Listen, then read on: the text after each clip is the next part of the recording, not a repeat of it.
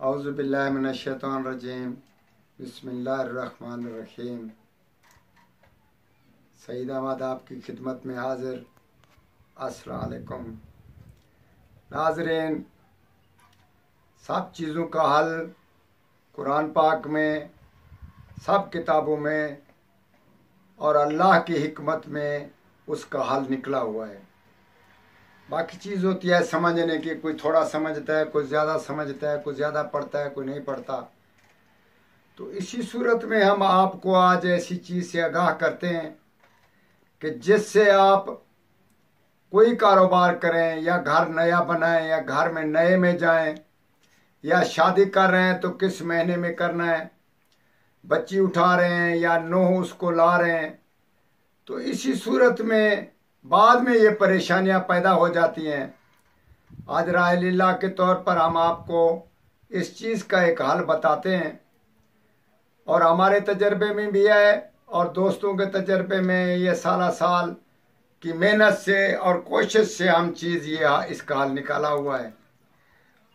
दोस्तों की फरमाइश के मुताबिक आज हम आपको भी बता देते हैं। मुख्तसर बात है और औकात और वक्त और महीना, हफ्ता, मौसम हम आपको बताएंगे। आज सिर्फ आपको एक महीने के बारे में बताते हैं, आप उसको इस्तेमाल में करें और कोई चीज़ उसके कारोबार में, शादी ब्याह में इसको इस्तेमाल करें, घर बनाने में इसको इस्तेमाल करें, तो इंशाअल्लाह ताला आप इसको 100% से ज़्यादा रिजल्ट इसका पाएंगे। और ये जब तक आपका मकान या कारोबार उसी सिमत में या उसी साथ में बना गया तो इसका समरा ठीक 21 दिन के बाद आपका शुरू हो जाएगा, खालिस और सही शुरू हो जाएगा। आप इंशाअल्लाह ताला उससे मुतमईन होते जाएंगे। अगर सावन के महीने में अगर बच्ची की शादी करेंगे तो एक तो उसकी दुश्मनी खत्म हो जाएगी, घर वाले या पीछे वाले या कोई ऐसा खानदान उसकी दुश्मनी बिल्कुल ना करेंगे और उसकी दुश्मनी नाकारा हो जाएगी। सावन के महीने में अगर आप घर बनाएं तो उसमें ये होगा, अगर बच्ची की शादी कर रहे हैं तो उसका ये रिजल्ट होगा कि उस बच्ची को ज़्यादा नरीना औलाद पैदा होगी और समझदार और मुखलिस और मेहरबानी वाले और मोहब्बत वाले बच्चे पैदा होंगे और वो ज़्यादा नरीना औलाद पैदा करेगी।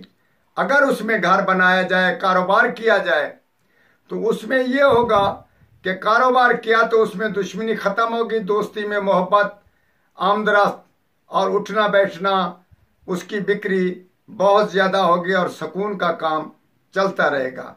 ये तकरीबन हम आपको बता रहे हैं, ये हमारा तजर्बा है और आप इसका तजर्बा भी करें। उसके बाद इसके साथ ये होता है कि मकान की जो आप पहली ईंट रखनी है वो सावन की 3 तारीख के बाद इसको मकान बनाना है या उसमें ऐरा या उसको बुनियाद रखें तो इंशाअल्लाह ताला वो उसका समरा जो है ना वो बहुत अच्छा हासिल होता है। तो इसी सूरत में आप कोशिश करें। काम तो वैसे आप करते हैं, शादियां आप कर रहे हैं, हम कर रहे हैं, सब लोग कर रहे हैं। अगर इस तारीख और इस महीने को आप अपना लें तो कुछ ना कुछ अल्लाह के फजल से इसमें कामयाबी होंगे और परेशानी से बच जाएंगे। इसी सूरत में आज हम आपको सावन के महीने में कुछ ना कुछ आगाह किया। आइंदा वीडियो में हम आपको दूसरे महीनों के बारे में ज़रूर बताएंगे, किस महीने में क्या काम है। आप उसका तजर्बा करें और हमारे साथ रहें और इंशाअल्लाह ताला हम आपको बताते रहेंगे और दूसरों को भी आप शरीक करें, इसका मज़ा उठाएं। वस्सलाम।